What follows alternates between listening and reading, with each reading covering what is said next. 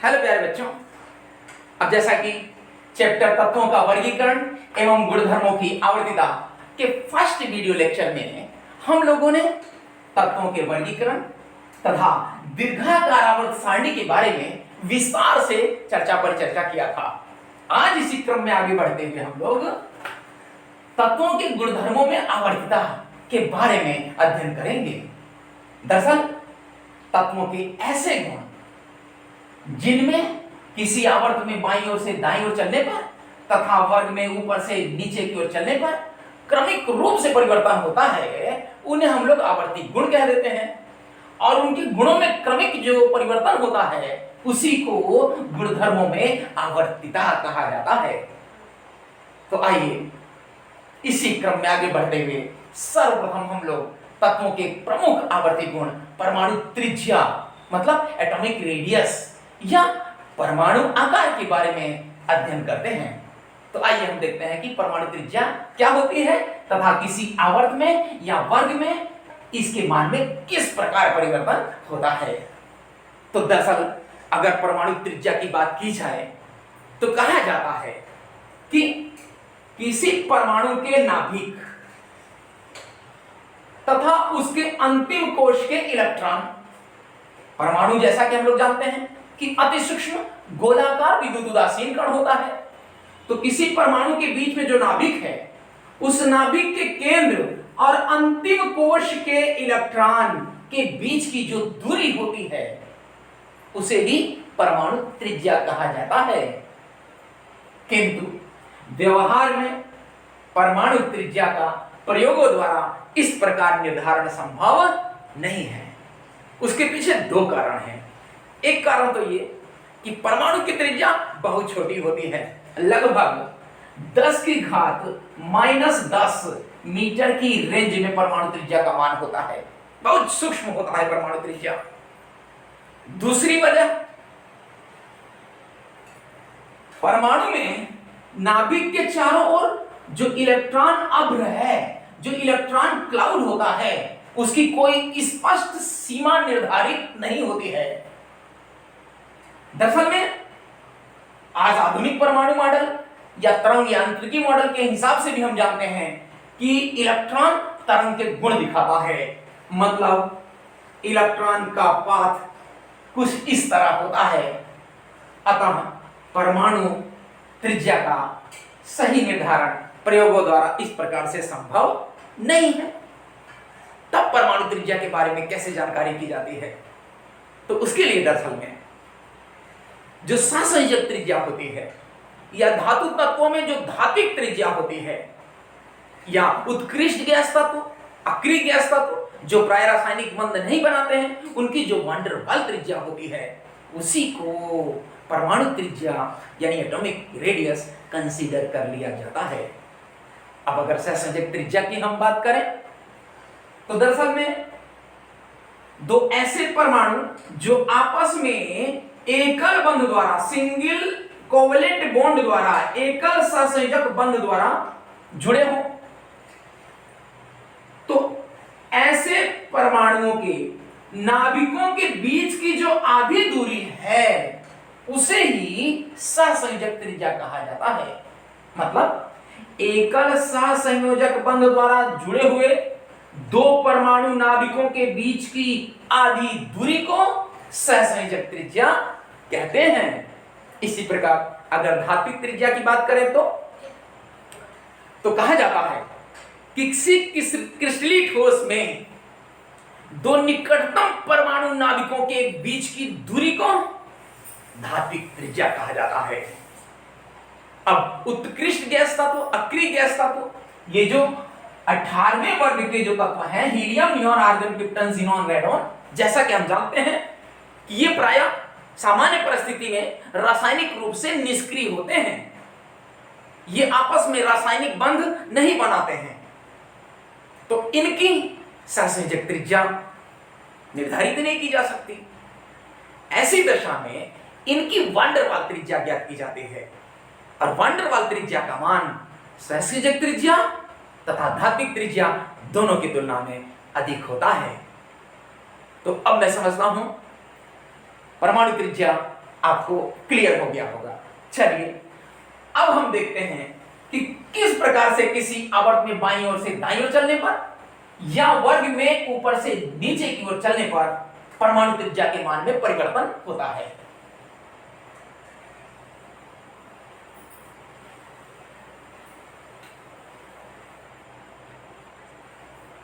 तो दरअसल में किसी आवर्त में बाईं ओर से दाईं ओर चलने पर परमाणु त्रिज्या का मान पहले वर्ग के क्षार धातु तत्वों से लेकर 17वें वर्ग के हैलोजन तत्वों तक क्रमशः घटता जाता है। इसमें 18वें वर्ग के शून्य तत्वों को सम्मिलित नहीं किया जाता है क्योंकि इनकी वंडवाल त्रिज्या का मान प्रायः संयोजक त्रिज्या से अधिक होता है। इसलिए परमाणु त्रिज्या को हम पहले वर्ग से 17वें वर्ग तक ही कंसीडर करेंगे। तो किसी भी आवर्त में बाईं ओर से दाईं ओर चलने पर परमाणु त्रिज्या का मान क्रमशः घटता है, यानी परमाणु आकार का मान क्रमशः घटता है। जैसे अभी हम तीसरे आवर्त में बात करें, यहां है सोडियम, उसके बाद है मैग्नीशियम, उसके बाद aluminium, then silicon, phosphorus, sulphur and then chlorine. इनकी परमाणु त्रिज्या की अगर हम बात करें तो सोडियम की तुलना में मैग्नीशियम की परमाणु त्रिज्या का मान कम होता है, मैग्नीशियम की तुलना में एल्युमिनियम की परमाणु त्रिज्या और कम। इसी प्रकार और आगे बढ़ते बढ़ते क्लोरीन की परमाणु त्रिज्या इस तीसरे आवर्त में सबसे कम होगी।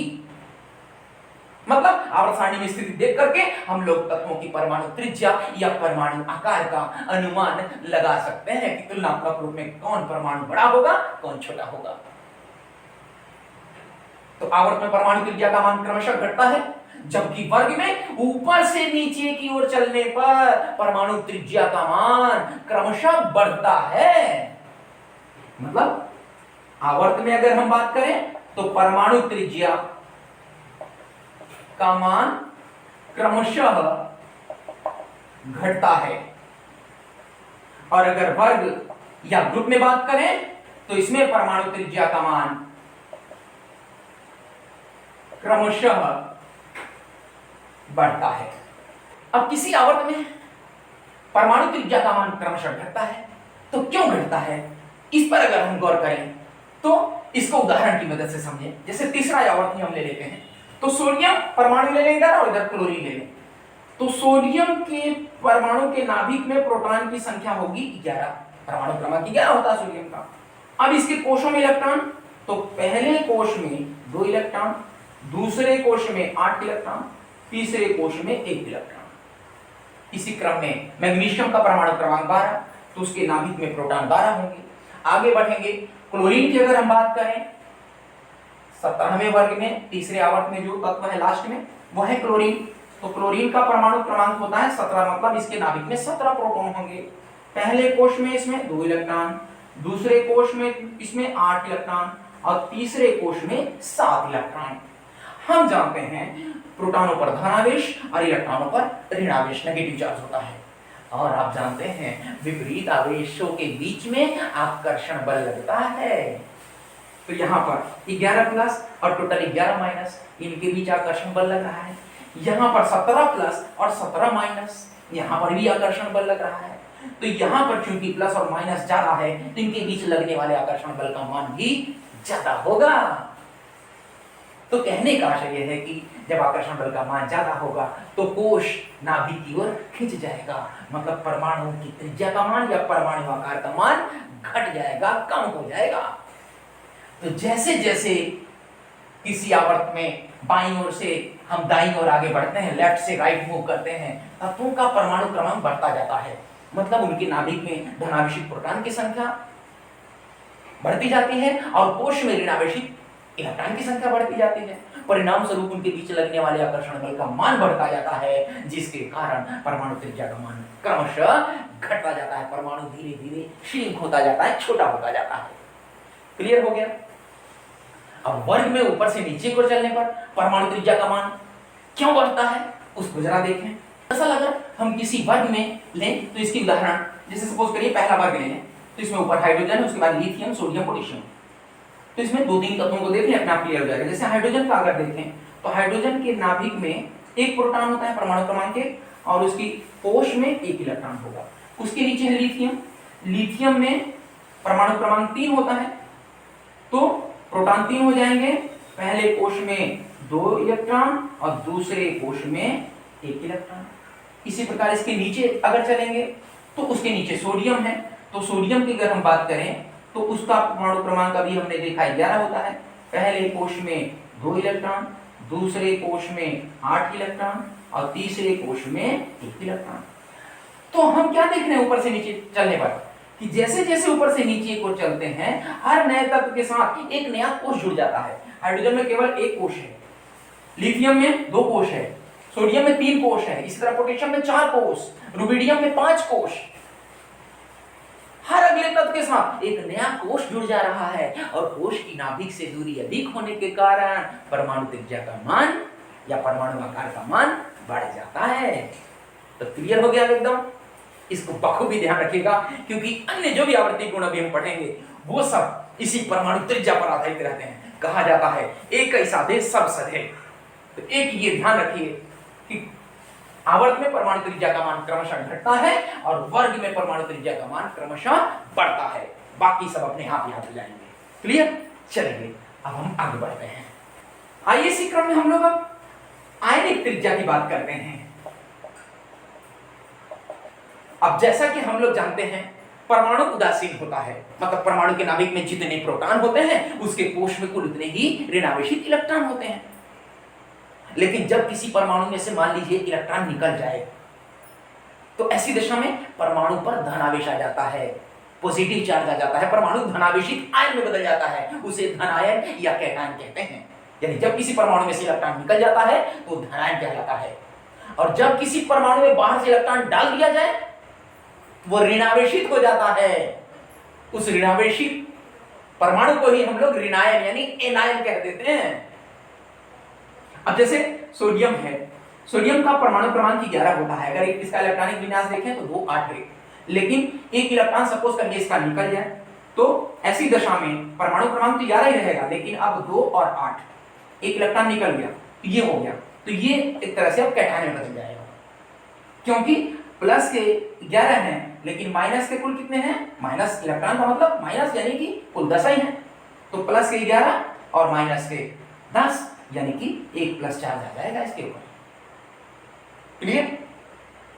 तो किसी भी धनायन का आकार उसके परमाणु की तुलना में छोटा होता है, ये बात ध्यान रखेंगे। कोई परमाणु जब धनायन में बदल जाता है तो परमाणु की तुलना में उसका जो धनायन है उसका आकार सदैव छोटा होता है। कारण अभी कारण तो यही दिख रहा है कि जैसे सोडियम में हम देख रहे हैं 2 3 कोश हैं, लेकिन सोडियम धनायन में कुल कितने कोश हैं? 2 ही कोश हैं। यहां अगर हम बात करें तो प्रोटॉन 11, पहले कोश में 2 इलेक्ट्रॉन, दूसरे कोश में 8 इलेक्ट्रॉन, तीसरे कोश में 1 इलेक्ट्रॉन। अब 1 इलेक्ट्रॉन सपोज करके निकल गया तो ये कोश खत्म हो गया, केवल 2 ही कोश बचे ना, तो ऐसी दशा में इसका जो सोडियम धनायन होगा उसमें 2 ही कोश होंगे, उसका साइज छोटा हो जाएगा। एक वजह। दूसरी वजह, जब किसी परमाणु में से असल में इलेक्ट्रॉन निकल जाता है तो जो नाभिक के धन आवेश का प्रभाव इलेक्ट्रॉनों पर है उसका मान बढ़ जाता है, यानी कि प्रभावी नाभिकीय आवेश का मान तुलनात्मक रूप में अधिक हो जाता है, जिसके कारण परमाणु की तुलना में जो धनायन है कैटायन है उसका साइज छोटा हो जाता है। क्लियर? अब अगर हम ऋणायन की बात करें, जब किसी परमाणु में इलेक्ट्रॉन डाल दिया जाए, सपोज करिए जैसे Cl है परमाणु क्रमांक 17, तो इसमें 17 प्रोटॉन है और 17 इलेक्ट्रॉन है।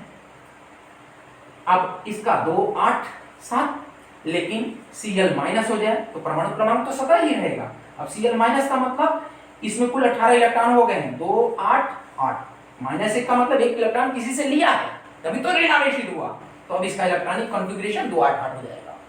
तो किसी परमाणु की तुलना में जो उसका ऋणायन है उसका आकार जनरली बढ़ जाता है, उसका आकार बड़ा होता है ऋणायन का।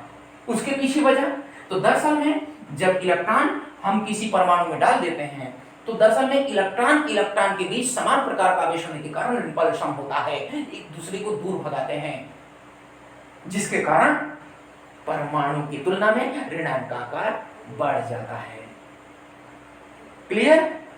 तो ये था आयनिक त्रिज्या। अब इसी में एक बात और आ जाती है कभी कभी, सम इलेक्ट्रॉनिक स्पीसीज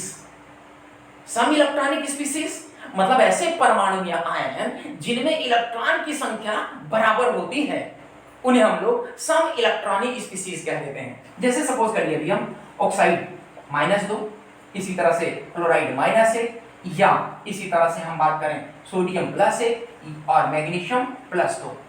इनमें अब ऑक्सीजन का वैसे परमाणु क्रमांक 8 होता है, इसका 9 होता है, 11 और इसका 12। इन आयनों में इलेक्ट्रॉनों की संख्या सभी में बराबर है। ऑक्सीजन में सामान्य परिस्थिति में तो 8 प्रोटॉन, परमाणु क्रमांक 8 का मतलब 8 प्रोटॉन 8 इलेक्ट्रॉन, लेकिन 2 माइनस का मतलब 2 इलेक्ट्रॉन ले लिया इसने, तो अब इसमें कुल इलेक्ट्रॉन कितने हो गए? 10। फ्लोरीन में सामान्य परिस्थिति में परमाणु क्रमांक 9 होने के कारण 9 इलेक्ट्रॉन रहते हैं, लेकिन फ्लोराइड आयन है ये, फ्लोराइड आयन में कुल इलेक्ट्रॉन 1 इलेक्ट्रॉन अब आ चुका है, तो 9 में 1 यानी 10, इसमें 10 इलेक्ट्रॉन है। और यहां भी कुल कितने इलेक्ट्रॉन है? 10 इलेक्ट्रॉन इसमें आइए। परमाणु क्रमांक 11 का मतलब 11 प्रोटॉन 11 इलेक्ट्रॉन सोडियम परमाणु में होने चाहिए, लेकिन ये सोडियम कैटायन है। कैटायन कब बनता है कोई परमाणु? जब इलेक्ट्रॉन त्याग देता है। जितने इलेक्ट्रॉन त्यागेगा उतने प्लस आएंगे। 1 प्लस का मतलब 1 इलेक्ट्रॉन त्याग चुका है, तो 11 में से 1 निकल गया, तो कितने बचे?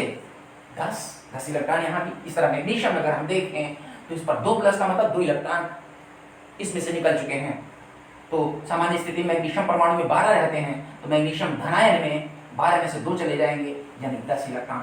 तो इन सभी आयनों में इलेक्ट्रॉन की संख्या बराबर है, अतः इन्हें सम इलेक्ट्रॉनिक स्पीशीज कह देते हैं। क्लियर?